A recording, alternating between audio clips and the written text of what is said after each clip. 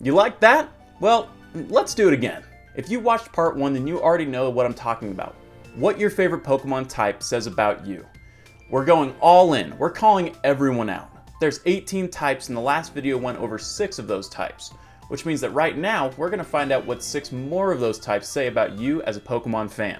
If you haven't watched the first part, feel free to catch that after this video.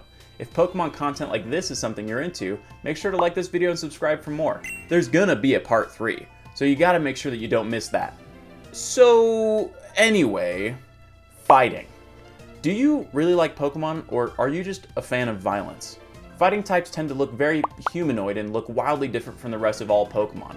So it makes me wonder where your head might be. Aside from that, you may or may not be a Kyle.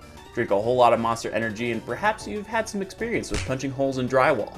It's also pretty likely that you hate the Fairy type with all of your heart. Think about what they took from you, and channel that rage into even more violence. Poison. In Pokemon Red and Blue, you got to the end of Nugget Bridge, and that one guy that asked you if you would join Team Rocket, you desperately wanted to say yes. You're a grunt, and you fully recognize that all of your favorite Pokemon also tend to be the selections of the bad guys. You just love your weird little guys, Coughing, Grimer, Golbat, Stunky, Trubbish. You're the type that loves to give the little weird guys a chance. All in all, you're probably some of the kindest people on this list. Ground. Ground is genuinely a slept-on type.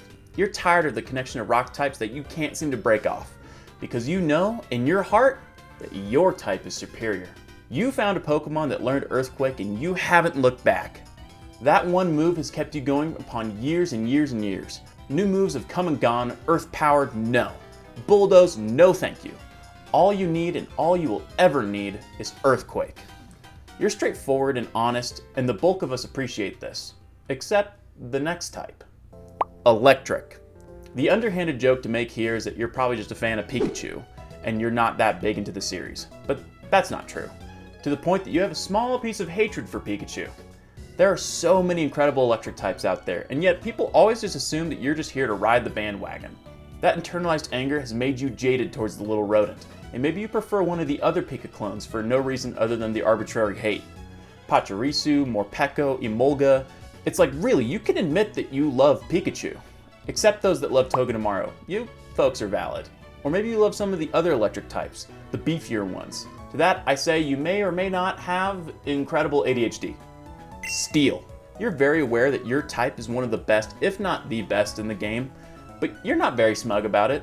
You love taking life slowly and most things kind of just roll off your back.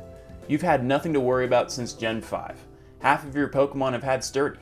So even though you're probably never going first, you know that you're going to get damage off. Your favorite region is probably Hoenn, and Steven is probably your favorite champion.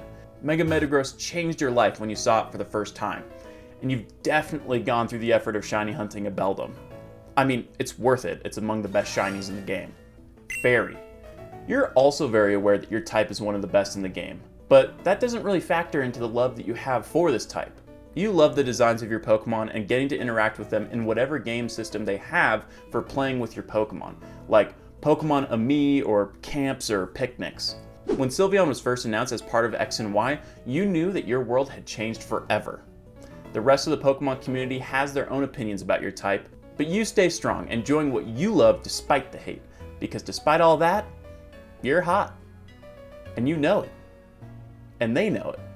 Keep being you. That's part 2 all wrapped up. If you had a good time, be sure to like this video and subscribe to make sure that you're here for future parts. And if you're hoping to join the growing JarVitar community, be sure to join our Discord linked in the description. And with that, peace out, Pokemon trainers.